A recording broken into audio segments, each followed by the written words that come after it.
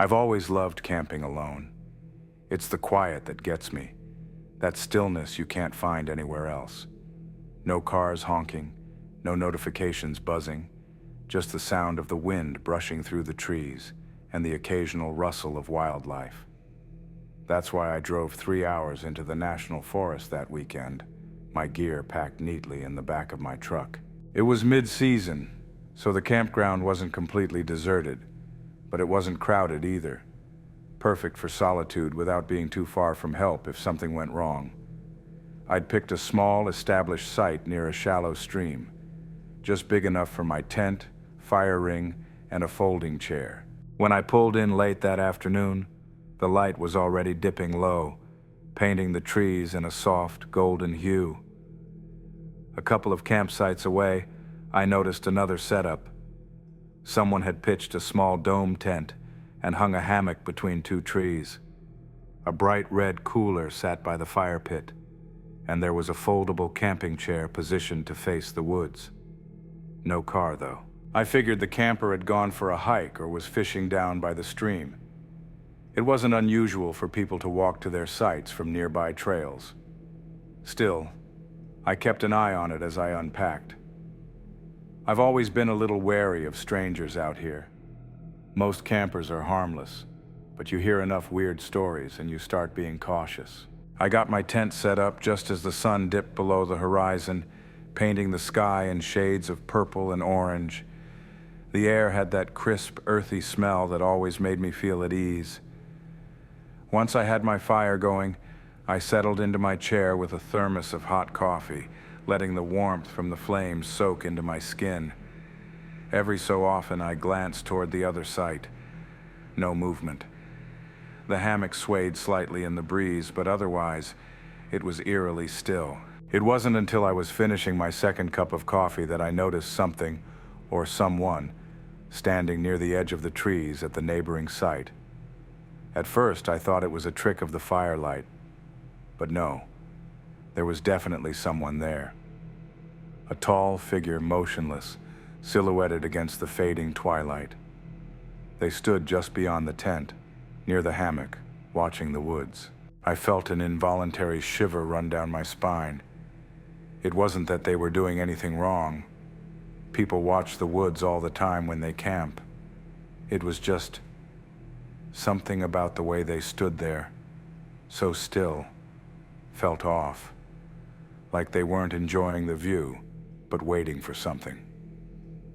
I considered calling out, maybe a friendly hello, to break the tension, but my gut told me to let it be. After all, I was out here for peace, not small talk. The figure turned slightly, just enough for me to catch a glimpse of their face in the firelight. They looked my way, not directly at me, but in my direction. My stomach clenched, and I froze in my chair, unsure whether to wave or pretend I hadn't noticed. Before I could decide, the figure stepped into the woods, disappearing into the shadows. I woke up early the next morning, the sun filtering through the trees and the soft gurgle of the nearby stream breaking the silence. For a moment, I forgot about the strange figure from the night before. That is, until I stepped out of my tent and saw the neighboring site. The tent was still there, the hammock swaying slightly in the breeze, but something was different. The red cooler was gone, and so was the chair. The campsite looked untouched, yet somehow off. It was hard to put into words, but there was an emptiness to it that made my skin crawl. Curiosity got the better of me, and after starting a quick pot of coffee on my camping stove, I decided to take a closer look. I told myself it was just neighborly concern. Maybe the camper had packed up and left early. But as I approached the site, I noticed things that didn't add up. The fire pit was cold, the ashes undisturbed, as though no one had lit it the night before. The hammock's ropes were frayed, and the tent flap was half-zipped, swaying slightly in the breeze. I peered inside, hesitating for a moment, then ducked down to get a better view. It was empty. No sleeping bag, no gear, nothing. The tent could have belonged to a hiker, someone who didn't need much and was comfortable leaving their setup behind while they explored. But that didn't explain the missing cooler or chair. It also didn't explain the unease creeping up my spine. As I stepped back, something caught my eye near the edge of the woods. A footprint, half pressed into the soft dirt, leading away from the campsite. It wasn't a hiking boot or sneaker. It looked more like the tread of a work boot, wide and deep. I followed the direction it pointed, scanning the ground for more. There was another print, and then another, leading deeper into the trees. I hesitated. The logical part of me knew better than to go tromping through the woods alone, especially without telling anyone. But there was something about the situation that felt unfinished, like I needed to understand what had happened. I grabbed my phone and slipped it into my pocket, then started following the trail. The prints were faint, barely visible in some spots, but they formed a clear path. I walked for what felt like half a mile, the forest growing denser with each step. The air was cooler here, the sunlight filtered through a thick canopy of leaves. Every now and then, I stopped to listen, hoping to hear the sound of someone nearby. But all I heard was the rustle of branches and the occasional chirp of a bird. The trail ended abruptly at a small clearing. In the center was a pile of rocks, carefully stacked into a crude cairn.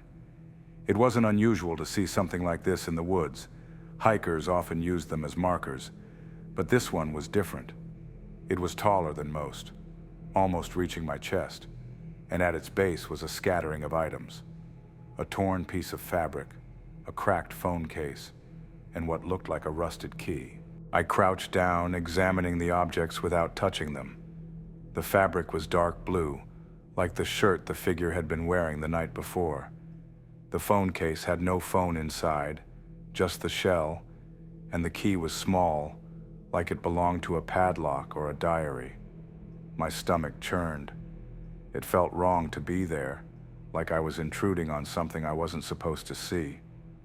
I stood quickly, my heart pounding, and turned to head back to camp.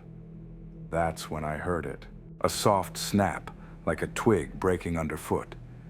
I froze, my breath catching in my throat. The sound had come from behind me, near the edge of the clearing. Slowly, I turned, scanning the trees for any sign of movement. Nothing. Just the dappled shadows of the forest and the gentle sway of branches in the breeze. "Hello?" I called out, my voice trembling slightly. It echoed back at me, faint and distorted. No response. I didn't wait to hear more. Every instinct screamed at me to leave, to get back to my campsite and pack up. I retraced my steps quickly, glancing over my shoulder every few seconds.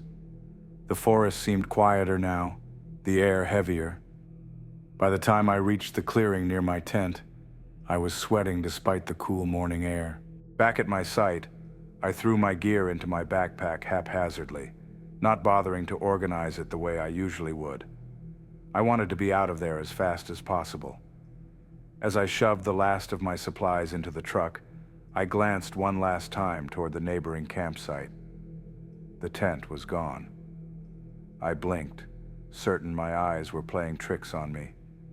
But no, the hammock was still there, empty and swaying gently, but the tent had vanished. No sign of it, no trace that it had ever been there. I didn't stick around to figure out what it meant. The engine roared to life as I pulled onto the narrow dirt road leading back to the highway. My hands gripped the steering wheel tightly, my mind racing with unanswered questions. What had I seen? Where had the camper gone? And more importantly, who had been watching me? As the miles passed and the forest thinned out, I couldn't shake the feeling that I'd left something unfinished, that whatever had happened back there wasn't over, and that it might not be the last time I'd see it. The drive home should have felt like relief, but it didn't. Instead, it was like carrying a weight I couldn't explain. As the miles ticked by, my thoughts kept circling back to the empty tent, the footprints, and that eerie cairn. What had I stumbled into? I couldn't shake the sense that I'd narrowly escaped something. But what? I was halfway home when my phone buzzed. The GPS signal had finally returned, and with it came the familiar flood of messages and notifications. My friends had been checking in, asking for pictures of my trip, and wondering why I'd gone radio silent. I pulled into a gas station to grab a coffee and stretch my legs. Sitting in the parking lot, I started scrolling through the messages, replying as best I could without spilling too much about the strange events. What could I even say? That I'd abandoned my trip because of a bad vibe and a disappearing tent. The longer I sat there, the more the unease gnawed at me. Something about leaving without knowing the truth felt wrong, irrational even. But there it was, this persistent itch in the back of my mind.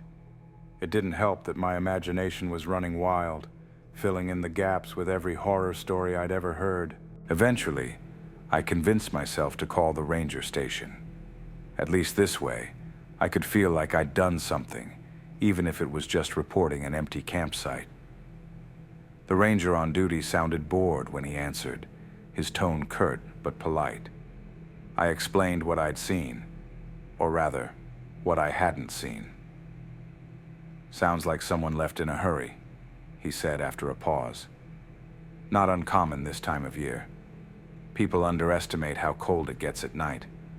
Might have packed up and moved to a warmer spot. But there was no car," I insisted, "and the tent just disappeared.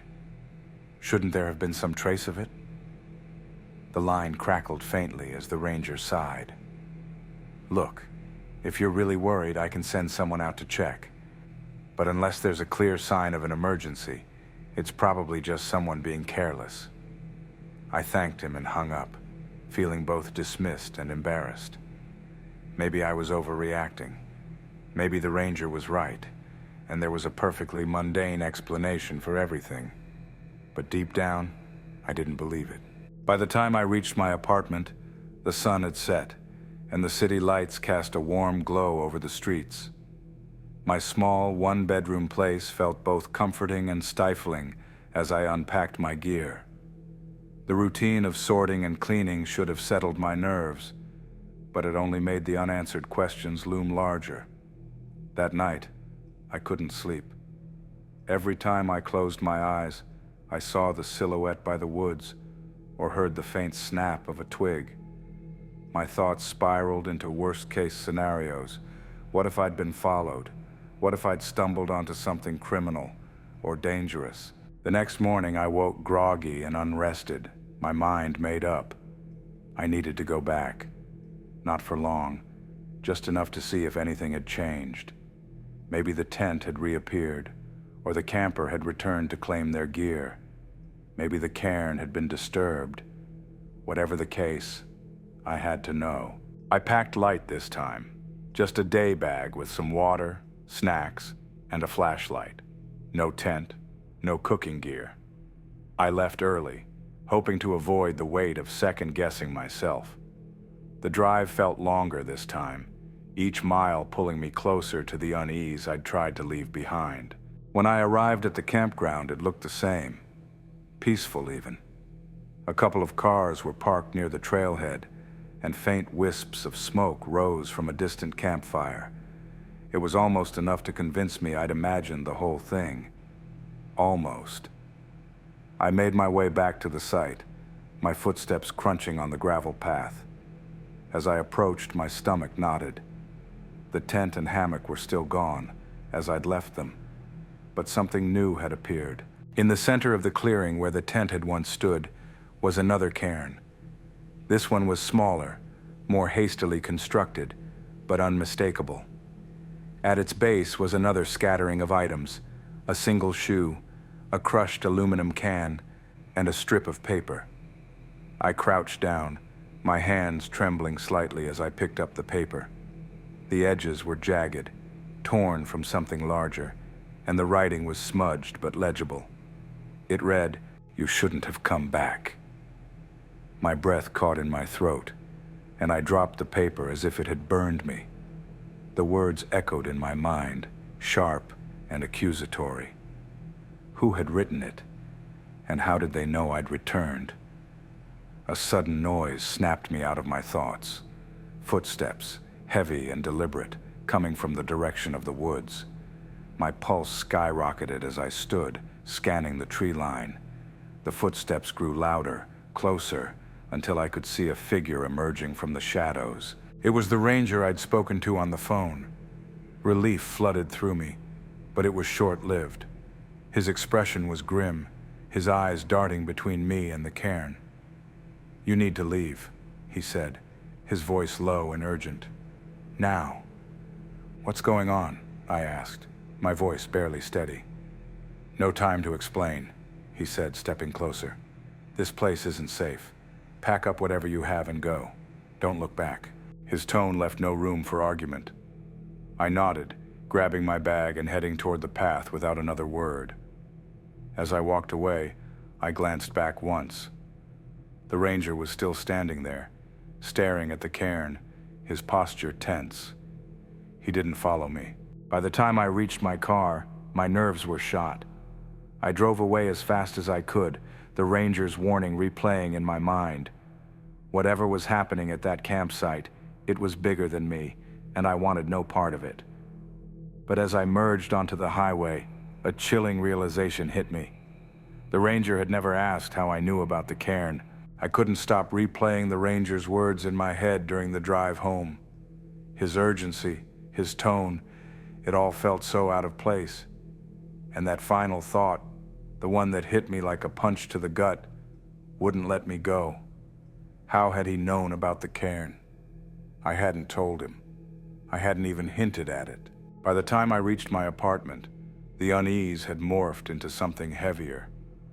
I tried to distract myself, cleaning, putting on a TV show I wasn't really watching, scrolling aimlessly through my phone, but nothing worked. That night, sleep was a distant dream. Every time I closed my eyes, I saw the cairn, the strip of paper, and the shadowy figure I'd spotted by the trees. The next day, I decided to do some research. Maybe I could find an explanation for what was happening, something that would make sense of the growing fear gnawing at me. I started with the basics, looking up the campground and the surrounding forest. A few blogs and travel forums popped up, but nothing seemed out of the ordinary. People shared tips about the best trails, fishing spots, and places to see wildlife. No mentions of cairns or mysterious disappearances. Frustrated, I expanded my search, diving into local news archives. That's when I found something. An article from 5 years ago caught my eye. The headline read, "Hiker missing in National Forest. Search efforts continue." My heart raced as I clicked the link. The story detailed the disappearance of a man named Patrick Hayes, an experienced outdoorsman who had vanished during a solo camping trip.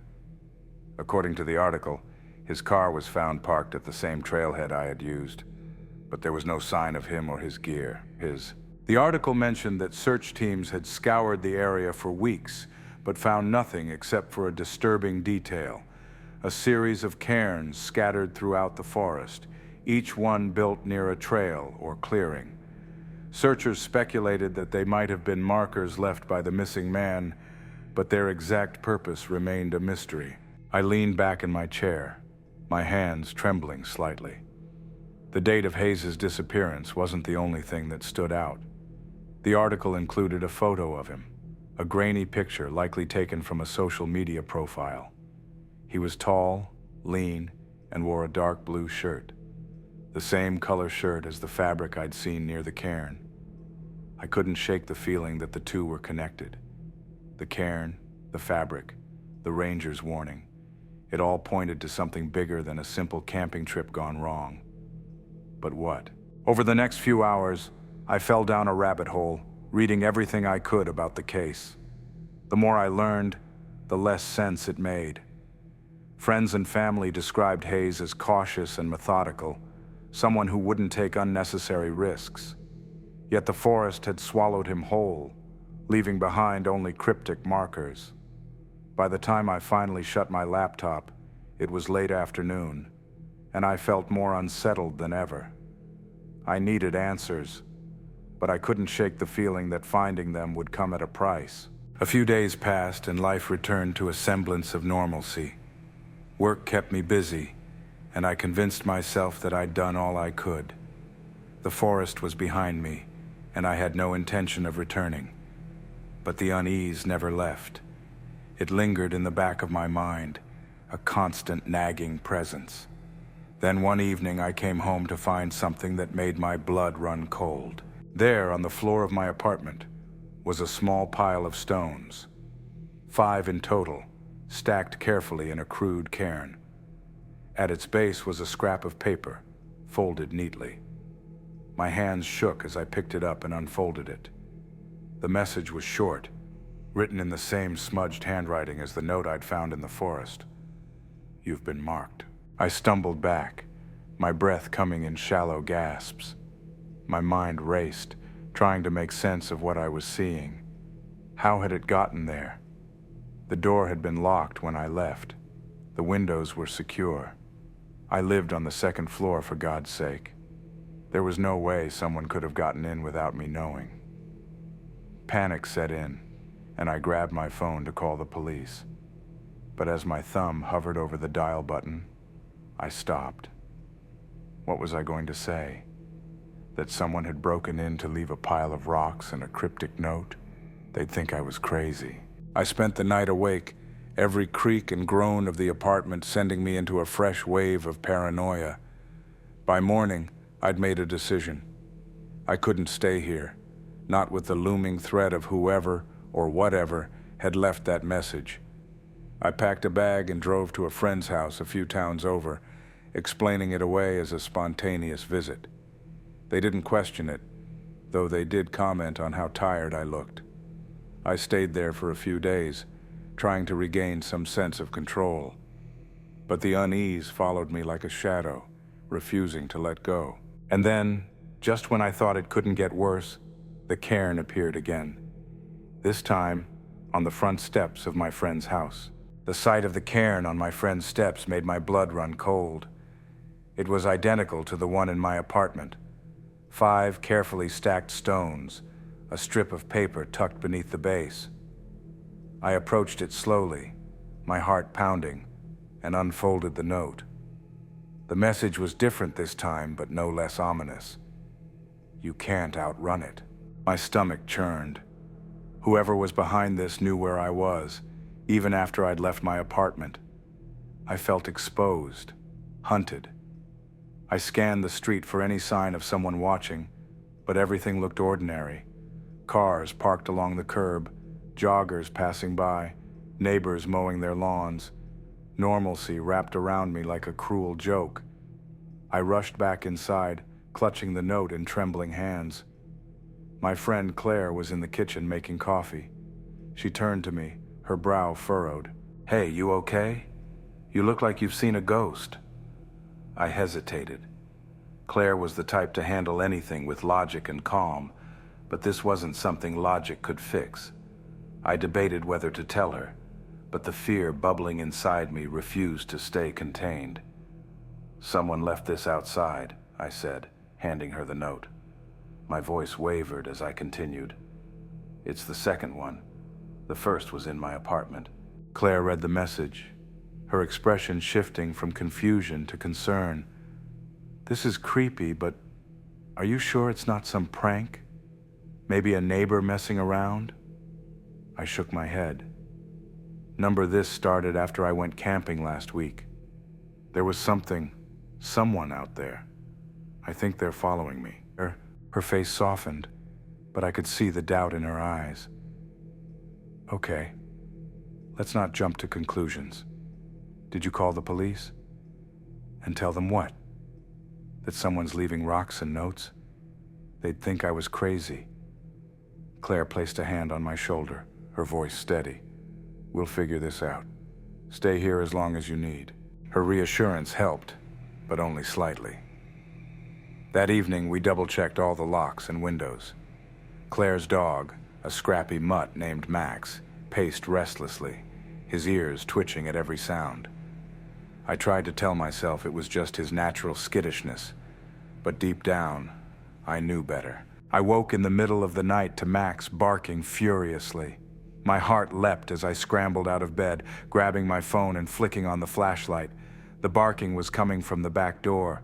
Claire was already there, trying to calm him down. "What's going on?" I asked, my voice barely above a whisper. She pointed to the yard. "I don't know. He just started going nuts." I aimed the flashlight through the glass door, scanning the yard. At first, I saw nothing but shadows cast by the fence and the faint outlines of trees swaying in the wind. Then, my beam landed on something that made my stomach drop. Another cairn. This one was larger, more haphazardly constructed, as if built in a rush. It stood in the middle of the yard, its silhouette stark against the grass. I moved to unlock the door, but Claire grabbed my arm. "Wait," she said, her voice sharp. "What are you doing?" "I need to see it," I said, shaking her off. My curiosity, mixed with fear, was a compulsion I couldn't resist. I stepped into the yard, the cool night air prickling my skin. Max growled low in his throat but stayed behind. As I approached the cairn, the hairs on the back of my neck stood on end. Something about it felt wrong, more threatening than the others. At its base was another note. I bent down to retrieve it, my hands shaking. The words were hastily scrawled, almost illegible. "Stop looking." A twig snapped behind me. I froze, every muscle in my body tensing. Slowly I turned, the flashlight's beam sweeping across the yard. For a moment there was nothing but the empty darkness. Then I saw it. A figure, partially obscured by the trees at the edge of the yard. They were motionless, watching me. My breath caught in my throat as I stumbled backward, the note crumpled in my fist. "Who's there?" I shouted, my voice cracking. The figure didn't move. Max barked furiously from the doorway, his hackles raised. Claire appeared behind him, her face pale as she called out to me. "Get inside, now!" I didn't need to be told twice. I sprinted back to the house, slamming the door behind me and locking it. My heart pounded as I peered through the glass, but the figure was gone. Claire turned to me, her expression a mix of fear and anger. "What the hell is going on?" "I don't know," I said, my voice barely above a whisper. "But I think they want me to stop digging." The rest of the night passed in a haze of tension. We stayed in the living room, lights on, Max growling intermittently at unseen threats. By dawn, I knew one thing for certain. Whoever, or whatever, was behind this wasn't going to stop, and neither was I. After she left, I decided to go back to where it all started. The campsite. It felt like the only way to put an end to this. If the notes and cairns were some kind of warning, I had to find out why. Ignoring the fear bubbling in my chest, I packed a small bag, grabbed my flashlight, and started the drive back. The forest was different in the daylight, calmer, almost inviting. But as I parked at the trailhead and stepped out of the car, the tension in my chest returned. The memories of the cairns, the figure in the woods, and the cryptic notes weighed heavy on my mind. I retraced my steps to the original campsite. The area looked untouched, as if I'd imagined everything. The clearing was empty, the hammock and tent long gone. But as I moved closer, my breath caught. There was another cairn. This one was larger than the others, its stones stacked with meticulous precision. At its base was another piece of paper. I hesitated, the memory of the last note flashing in my mind, but I forced myself to pick it up. "Turn back now." The words sent a chill down my spine, but they also steeled my resolve. Whoever was behind this wanted to scare me off. They didn't want me to find something, and that meant there was something to find. I scanned the area, looking for any sign of a trail or marker. That's when I saw it. A faint path leading deeper into the woods. It was overgrown, barely visible, but it was there. My instincts screamed at me to leave, to turn back and forget everything. But I couldn't. Not now. The trail wound deeper into the forest, the trees growing denser with every step. The sunlight barely penetrated the canopy, casting the path in a dim, eerie light. My footsteps felt unnaturally loud against the silence. After what felt like an eternity, I came to a small clearing. In the center was a structure I hadn't expected to see, an old, weathered cabin. Its wood was dark and rotting, the roof sagging in places. It looked abandoned, but the air around it felt charged, as if the forest itself was holding its breath. I approached cautiously, the hair on my arms standing on end. The door was slightly ajar, creaking softly in the breeze. I hesitated at the threshold, then pushed it open, my flashlight cutting through the dim interior. The cabin was empty, or so it seemed at first. Dust covered every surface, and cobwebs clung to the corners. But then I noticed the table in the center of the room. On it was a map, weighted down by a single stone. Next to it was a notebook, its pages worn and yellowed. I moved closer, my heart pounding. The map was of the forest, with several spots marked in red ink. One of them was circled, the location of my original campsite. The notebook was filled with notes, scrawled in a messy hand. Most of it was incomprehensible, but one line stood out. "The Watchers don't forgive. The marked must leave." Before I could make sense of it, a sound behind me made my blood run cold. Footsteps, slow and deliberate, approaching the cabin. I froze, my mind racing. There was nowhere to hide, no way to escape without being seen. The footsteps stopped just outside the door. For a moment, there was only silence. Then a voice called out, low and even, "You shouldn't have come back." My breath caught, and I gripped the flashlight tightly. The figure stepped into the doorway, their face obscured by a hood. They didn't move closer, but their presence filled the room like a weight. "What do you want?" I managed to ask, my voice trembling. The figure tilted their head slightly. "It's not about what I want. It's about what you took." "I didn't take anything," I said, my voice rising. "I don't even know what this is about." They took a step forward, and I instinctively backed away. "You stepped into something that isn't yours," they said. "The Watchers don't like that." "The Watchers?" My voice cracked. "What are you talking about?" They didn't answer. Instead, they reached into their pocket and pulled out something small and metallic. It glinted in the dim light. A key. "Leave now," they said, their tone final. "And don't come back." Before I could respond, they tossed the key onto the table, turned, and walked out. Their footsteps faded into the woods, leaving me alone in the suffocating silence. I didn't wait to see if they'd return. I grabbed the map, the notebook, and the key, shoving them into my bag before bolting out of the cabin. The hike back to my car was a blur, every snap of a twig making me jump. When I finally reached the trailhead, I threw my bag into the car and sped away, my heart pounding the entire drive home. That night, I spread the map and notebook out on my kitchen table, trying to make sense of what I'd found. The markings on the map corresponded to sites in the forest, but their significance was a mystery. The notebook hinted at something larger, something terrifying, but the details were fragmented. As for the key, I had no idea what it unlocked. But one thing was clear. This wasn't over. Not yet. And I wasn't sure I wanted to find out what came next. If you like this story, don't forget to like this video, subscribe to the channel, and click on the bell to listen to new stories from Mr. Fear every day. Thank you for watching.